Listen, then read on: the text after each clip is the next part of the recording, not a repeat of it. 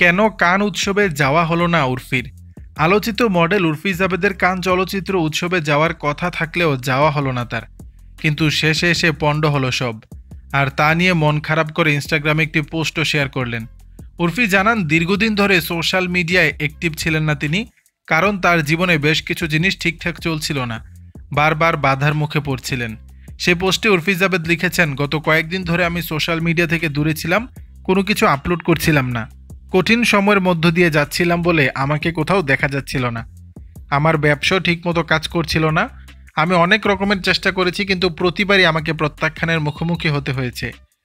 India ওয়াইল্ডের মাধ্যমে কানে যাওয়ার সুযোগও পেয়েছিলাম, কিন্তু দুর্ভাগ্যবশত আমার ভিসা প্রত্যাখ্যান করা হয়েছে।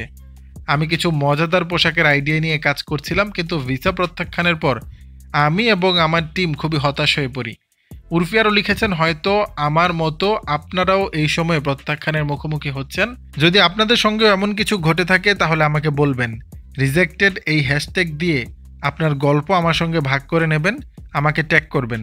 আমি আমার ইনস্টাগ্রাম স্টোরিতে আপনার গল্প শেয়ার করব, যাতে আরও অনেক মানুষ অনুপ্রাণিত হতে পারে। দর্শক, বিষয়টি নিয়ে আপনাদের মতামত জানাবেন নিচের কমেন্ট বক্সে।